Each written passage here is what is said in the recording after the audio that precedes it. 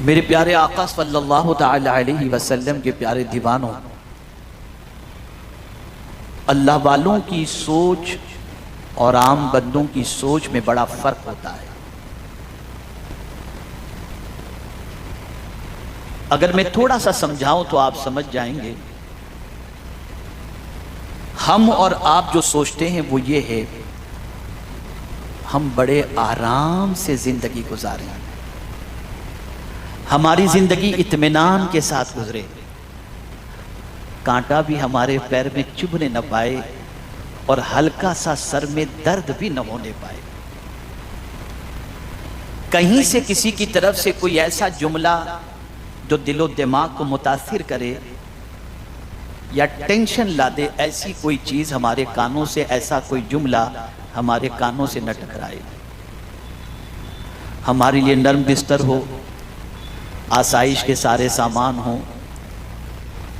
Bank balance strong हो, जिंदगी के तायुशात के सारे सामान हमारे पास हों, और अगर नहीं होते तो जिनके पास ये सारी चीजें होती हैं उनकी जिंदगी को देखकर हम कहते हुए नजर आते हैं, ये आदमी कितना खुश नसीब है कि दुनिया की सारी नेमतें इसे नसीब होगी।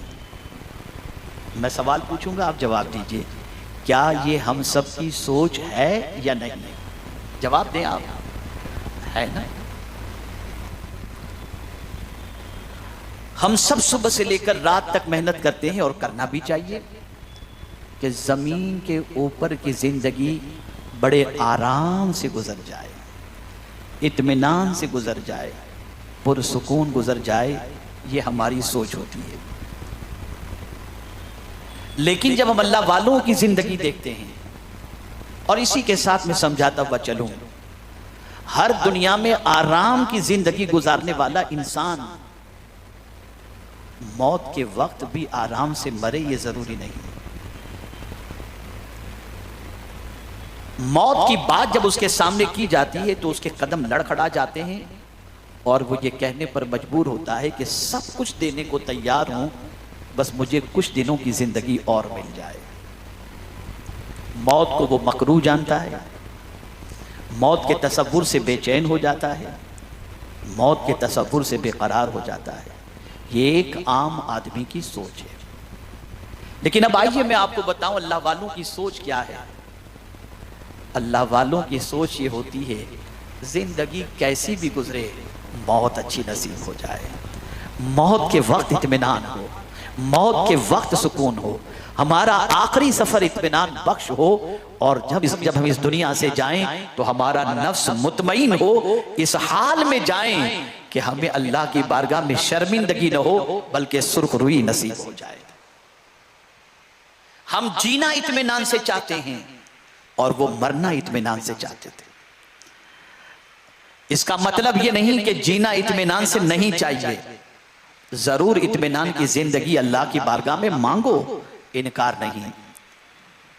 लेकिन अपनी जिंदगी की आखिरी सांस जब हमारे जिस्म से जुदा हो, उस वक्त हमारी तबीयत में इस्तिराब न हो बल्कि हमारी तबीयत के अंदर इत्मीनान नसीब हो, और परवरदिगार जल्ल जलालहू कल्ब पर इस तरीके से सुकून नाजिल फरमा दे कि हम जब उसकी बारगाह में जाएं तो कुरान के इस तसव्वुर के मिसदाक जाएं, यौम नहशुरुल मुत्तकीना इलर रहमानी वफदा व नसूकुल मुजरिमीना इला जहन्नम विरदा। ऐसे मुत्तकी बन करके जाएं इस दुनिया से कि मौला हमारा मेजबान हो और हम अल्लाह के मेहमान बनकर के इस दुनिया से जाएं। ये एक छोटा सा तसव्वुर जीने मरने का मैंने आपके सामने पेश किया। अब थोड़ा सा एक और करेक्शन कर दूं। हमने फितनों को समझा नहीं है, हमने आजमाइश को समझा नहीं है। दौरे कदीम और दौरे जदीद में उठने वाले फितनों के हवाले से हमारी जिंदगी की पोजीशन ये है कि इस तरह से गफलत की चादर ओढ़ करके हम सो रहे हैं कि हमें इदराक ही नहीं है कि अब आने वाले दिनों के फितने क्या होंगे, और उन फितनों में ईमान पर साबित कदम रहते हुए हम मंजिल मकसूद तक कैसे पहुंच सकेंगे। मैं इसको थोड़ा सा समझाऊंगा तो बात अच्छी तरह समझ में आएगी। ऐसा नहीं कि करबला के सानहे से पहले कोई जंग नहीं हुई, यही एक वाकया जंग का है, ऐसा तो नहीं। इसलिए कि ग़ज़वे बद्र भी हुआ, ग़ज़वे हुनैन भी हुआ, ग़ज़वे तबूक भी हुआ, ग़ज़वे खंदक भी हुआ, और आक़ाए करीम सल्लल्लाहु अलैहि वसल्लम बनफ़्से नफीस ग़ज़वात के अंदर शरीक भी रहे। लेकिन इतने बड़े मजमे से मैं ये सवाल करूं कि आप मुझे बताइए कि ग़ज़वे तबूक किस महीने में हुआ और उसमें कितने लोग और क्या सिचुएशन थी, कौन सी तारीख थी, कहां जलसा होता है? तो किसी को न ग़ज़वे तबूक के बारे में मालूम, न ग़ज़वे हुनैन के बारे में मालूम, कुछ मालूम ही नहीं। जिस जंग में हुजूर शरीक हुए उस जंगों के बारे में नहीं मालूम। जिस जंग के अंदर रसूल आज़म सल्लल्लाहु अलैहि वसल्लम के चहीते चचा सैयदना अमीर हमजा रज़ी अल्लाह तआला अन्हु शहीद हुए, उसके बारे में नहीं मालूम कि कौन से दिन। और अगर हम ये देखें कि क्या पूरी दुनिया में ग़ज़वे बद्र की याद इसी तरीके से मनाई जाती है जिस तरीके से करबला की याद मनाई जाती है, तो आप जवाब देंगे नहीं। हमने कभी उसकी गहराई में जाकर सोचने की कोशिश ही नहीं की। हमने हिकमत खुदाबंदी के बारे में गौर करने की कोशिश ही नहीं की कि क्या वजह है जिस जंग में पैगंबर रहमत सल्लल्लाहु अलैहि वसल्लम शरीक हो रहे हैं, जो जंग इस्लाम की सबसे पहली जंग है, जिस जंग के अंदर दंदाने मुबारक रसूल आज़म सल्लल्लाहु अलैहि वसल्लम के शहीद हो रहे हैं, ये सारी चीजों को जानने के बावजूद आखिर क्या बात है कि हम उन जंगों की याद उस तरीके से नहीं मनाते जिस तरीके से करबला की याद को मनाते हैं? कभी हमने सोचा, कभी हमने गौर किया? एक मतलब दुरूद शरीफ पढ़ लें। अल्लाहुम्मा सल्ली अला सय्यिदिना व मौलाना मुहम्मदिन मादिनिल जूदि वल करम व आलिहि व सहाबिहि व बारिक वसल्लम। बच्चे जलसे में आते हैं सर और आंखों पर। अल्लाह करे ये बच्चे मुस्तकबिल के ताबिंदा सितारे बनकर इस्लाम की शम्म को रोशन करें, लेकिन बच्चे बहरहाल बच्चे ही होते हैं। मैंने पहले ही अर्ज कर दिया था कि इनको थोड़ा सा पीछे रखें ताकि अगर इनको उठना बैठना हो तो दिक्कत ना हो। मेरी पोजीशन ये रहती है कि थोड़ा भी कोई उठता है ना तो मैं जो गुफ्तगू करना चाहता हूँ तवज्जो बढ़ जाती है। तो अगर बच्चों की दिल आज़ारी ना हो, बच्चों के बाप की दिल आज़ारी ना हो, तो क्या ही बेहतर होगा जो इधर करीब में कुछ बच्चे बैठे हैं जो बेचारे हाथ से खेल रहे हैं इस तरीके से।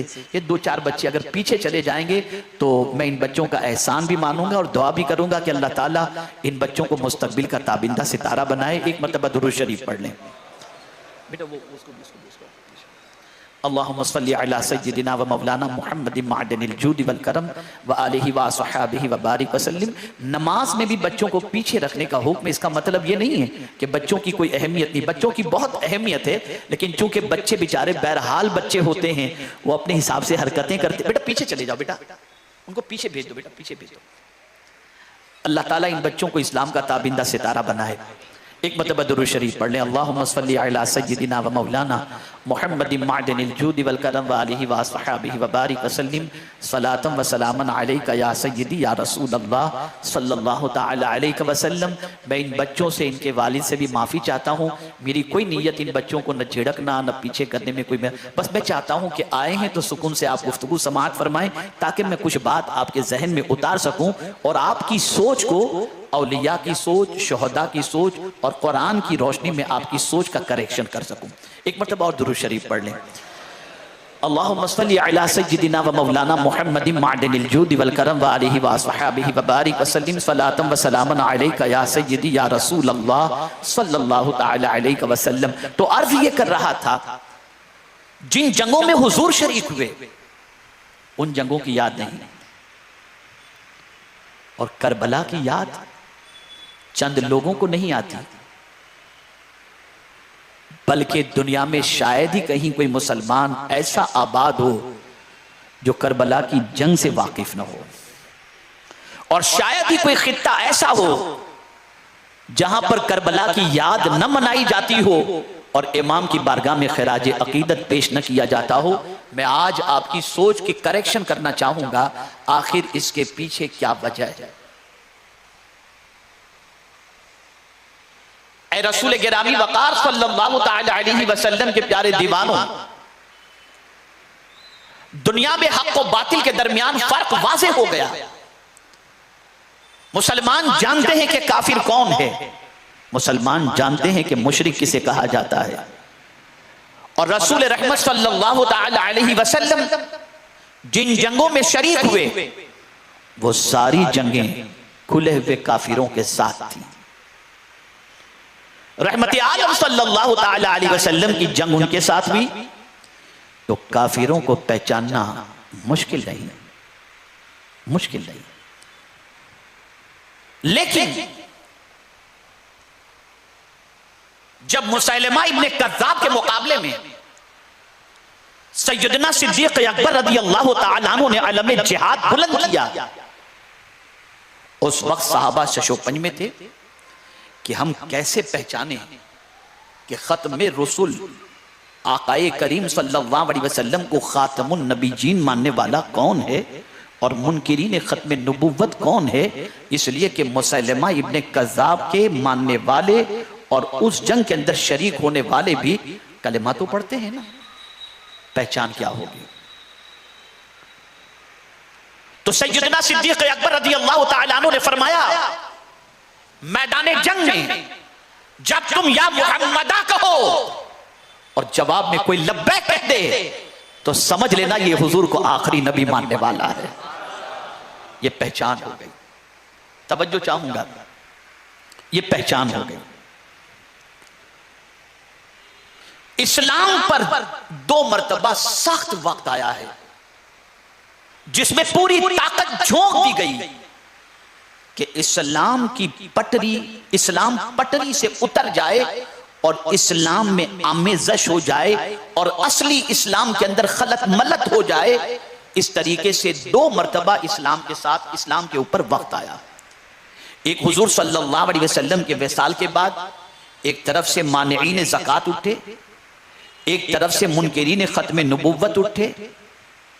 इस तरीके से कई फितनों ने जन्म लिया और फारूक आजम जैसा जलीलुल कद्र सहाबी सिद्दीक़ अकबर रज़ियल्लाहु ताला अन्हु को मशवरा दे रहा है, अमीरुल मुमिनीन मानिईन ज़कात के साथ जंग नहीं करनी चाहिए। तो कुर्बान जाइए सिद्दीक़ अकबर के जवाब पर। इरशाद फरमाते हैं, दीन मुकम्मल हो चुका।